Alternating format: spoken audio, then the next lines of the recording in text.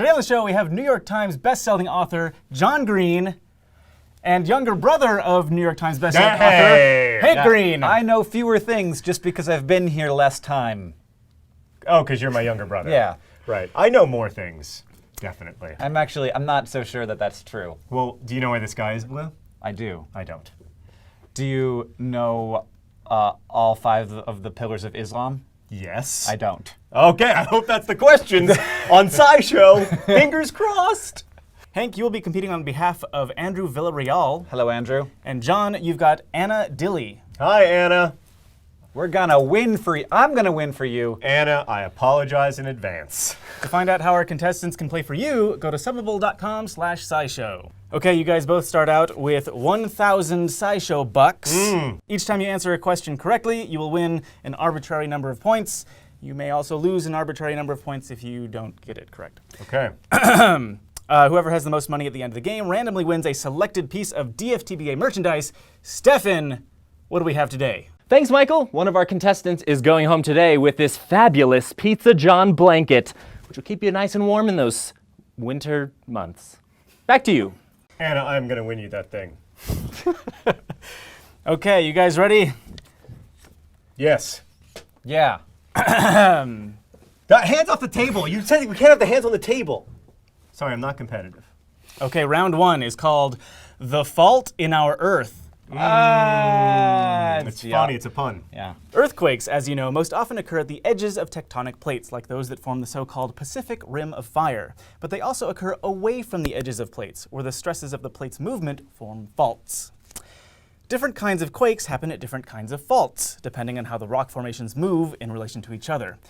Which of these is not a type of earthquake fault? Okay. A, normal fault. B, forward fault. C, reverse fault. Or D, strike-slip fault. You were underneath me. Can I have the options again? Normal fault, forward fault, reverse fault. Reverse fault. Incorrect. I'm gonna go. Anna. Oh, yeah. I'm so sorry. I would like to say normal fault.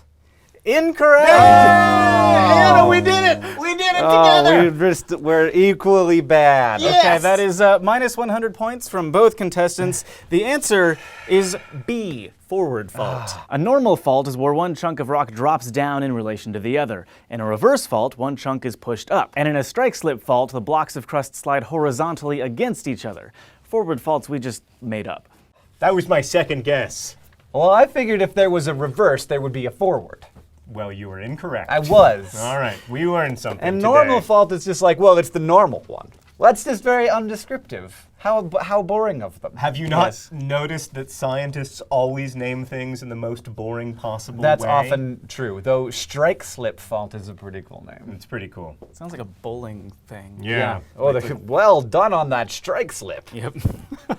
Okay, round 2, Yep. an abundance of Katherines. Oh. Oh, it's another pun. Are we gonna have 3 different Katherines? Which of these Katherines is not a scientist? Oh, no, that's not the question. Oh, okay. Katherine Johnson was a mathematician who calculated the trajectories, launch windows, and orbits of NASA's most important and famous missions. And before NASA used computers, she did them all by hand. Oh, wow. The question is, what was the first NASA mission to be calculated using computers? A, Alan Shepard's Mercury mission in 1961. B, John Glenn's first orbit of Earth in 1962. C, Edward White's first spacewalk in 1965. Or D, the Apollo moon landing of 1969. No one wants to answer. I'll let you go first, astronomy boy. B. Nope. You are correct! Yay! The answer is B, John Glenn's first Earth orbit in 1962. Katherine Johnson manually performed all of the calculations for the United States' first manned mission into space in 1961. And while she also mapped out Glenn's mission the following year, NASA used a computer for the first time to do the preliminary math. But even after NASA started using computers to plan their missions, they continued to run all of the calculations by Johnson afterward to verify them before sending anyone into space. Johnson went on to calculate the mission trajectories for the Apollo moon landing and worked for NASA through the launch of the space shuttle program program in the 1980s. Let's give 200 points to Hank. Hey, I mean, SciShow bucks. Yeah. Remember, you can redeem those for I like real how you goods and were services. so sure that I was wrong. I was sure that you were wrong. So angry. What did you think it was? What did I think it was? I thought it was A or C or D. The only thing I knew for sure is that it wasn't B. I figured it was because that requires a fair amount of precision for him to come down in the right place if he's going to orbit the whole Earth. That was Well, my I guess. Maybe they figured that didn't care where Catherine he could came do down. that by hand. She seems Probably, very yeah, competent. it's true. It's true. You know. All right. Dr. Katherine Kuchenbecker is an engineer and pioneer in the field of haptics, or technology that provides tactile feedback to its users.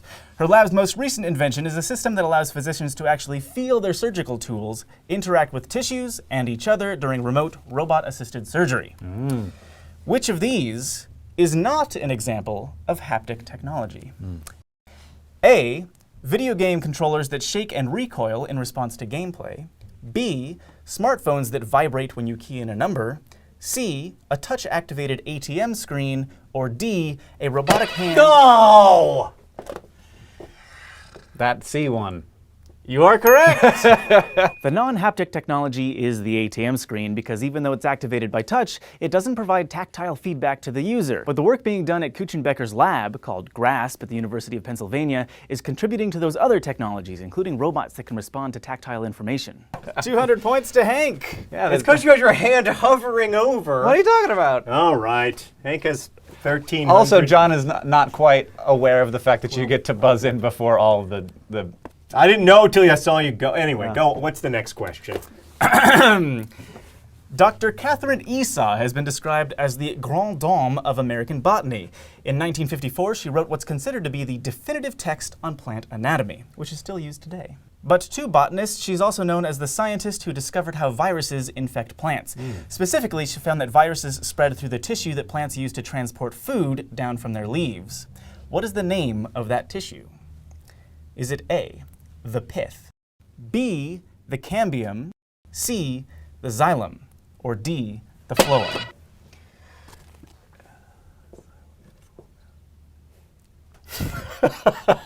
He's like repeating a mnemonic from. Incorrect! Oh, God, I hate this game. That is minus 200 points from Oh, John. 200. Is it? I had to hit the button. What you got? The xylem. Incorrect. Minus 200 from Hank. The correct answer No. is D, phloem.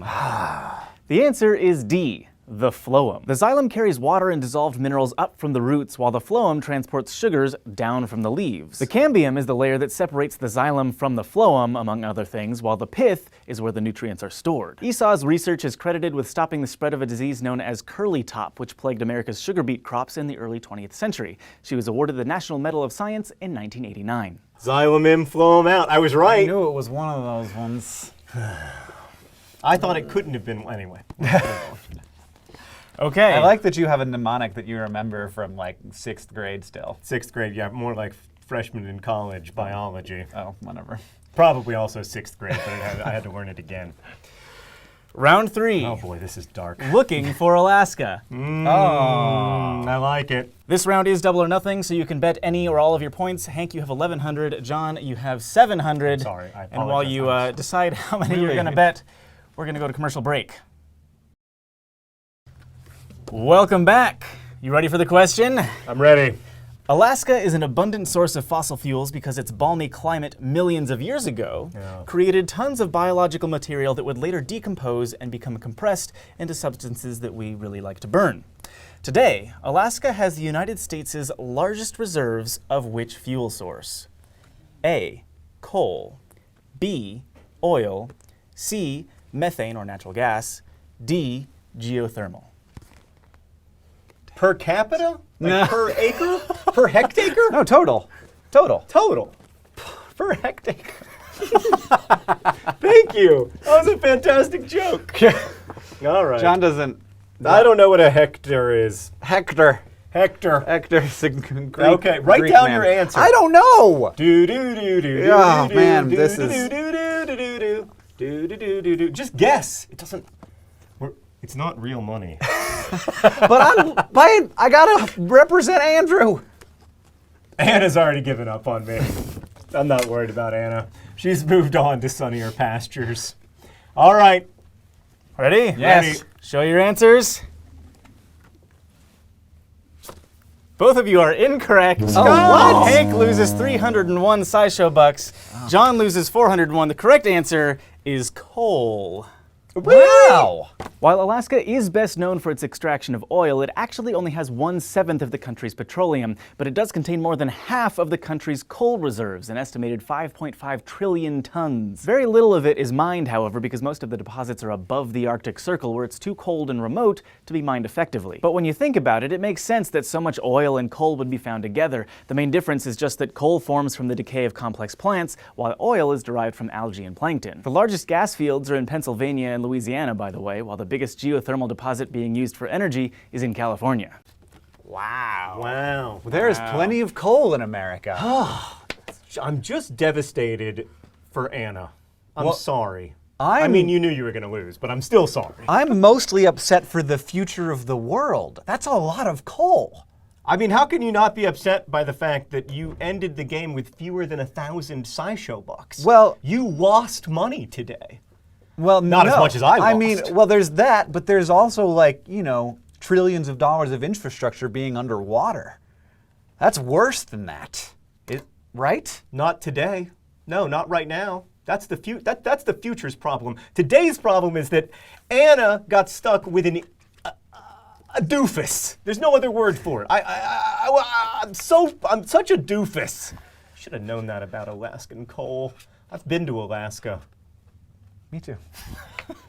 Thanks for watching. Beautiful SciShow place. Quizzes. Hello, Alaskans. Thank you, Alaskans. Thanks for joining us for the SciShow Quiz Show. If you'd like one of our contestants to play for you, you can go to subbable.com/SciShow.